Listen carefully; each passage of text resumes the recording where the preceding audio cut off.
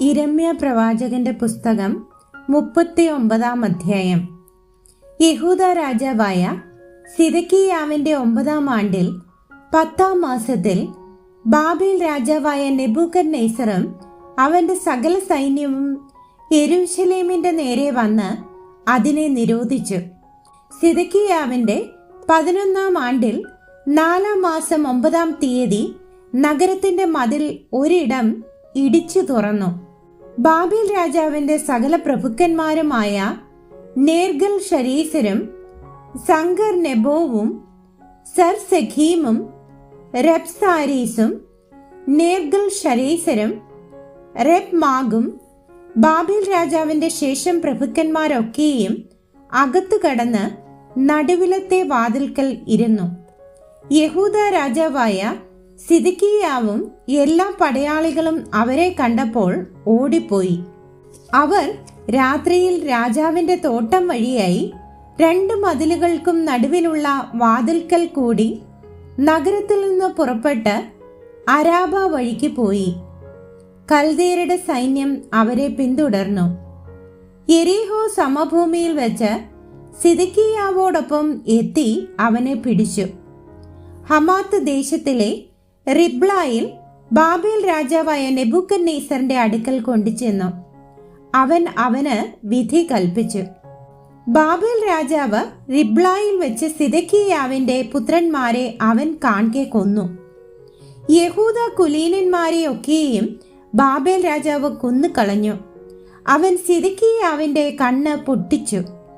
അവനെ ബാബേലിലേക്ക് കൊണ്ടുപോകേണ്ടതിന് ചങ്ങലയിട്ട് ബന്ധിച്ചു. കൽദയർ രാജഗൃഹത്തെയും ജനത്തിന്റെ വീടുകളെയും തീ വെച്ച് ചുട്ടു. യെരൂശലേമിന്റെ മതിലുകളെ ഇടിച്ചു കളഞ്ഞു.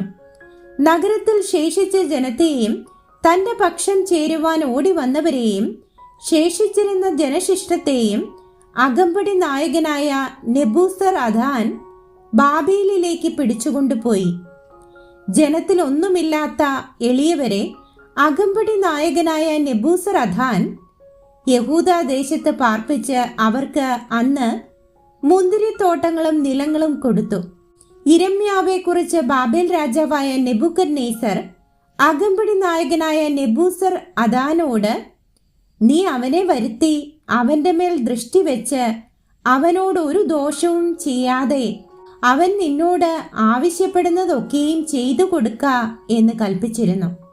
അങ്ങനെ അകമ്പടി നായകനായ നെബൂസർഅദാനും നെബൂഷസ്ബാനും രബ്സാരീസും നേർഗൽ ശരീസരും രബ്മാഗും ബാബേൽ രാജാവിന്റെ സകല പ്രഭുക്കന്മാരും കൂടെ ആളയച്ചു.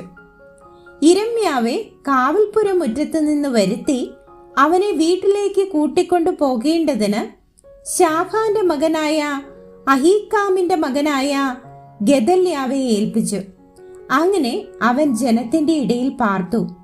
യിരെമ്യാവ് കാവൽപ്പുരമുറ്റത്ത് അടയ്ക്കപ്പെട്ടിരുന്ന കാലത്ത് യഹോവയുടെ അരുളപ്പാട് അവനുണ്ടായതെന്തെന്നാൽ, നീ ചെന്ന് കൂശിനായ ഏബദ് മേലക്കിനോട് പറയേണ്ടത്, ഇസ്രായേലിന്റെ ദൈവമായ സൈന്യങ്ങളുടെ യഹോവ ഇപ്രകാരം അരുളി ചെയ്യുന്നു, ഞാൻ എന്റെ വചനങ്ങളെ ഈ നഗരത്തിന്മേൽ നന്മയ്ക്കല്ല തിന്മയ്ക്കത്രേ നിവർത്തിക്കും. അന്ന് നീ കാൺകെ അവ നിവൃത്തിയാകും. അന്ന് ഞാൻ നിന്നെ വിടുവിക്കും. നീ ഭയപ്പെടുന്ന മനുഷ്യരുടെ കയ്യിൽ നീ ഏൽപ്പിക്കപ്പെടുകയുമില്ല എന്ന് യഹോവയുടെ അരുളപ്പാട്. ഞാൻ നിന്നെ വിടുവിക്കും. നീ വാളാൽ വീഴുകയില്ല. നിന്റെ ജീവൻ നിനക്ക് കൊള്ള കിട്ടിയതുപോലെ ഇരിക്കും. നീ എന്നിൽ ആശ്രയിച്ചിരിക്കുന്നുവല്ലോ എന്ന് യഹോവയുടെ അരുളപ്പാട്.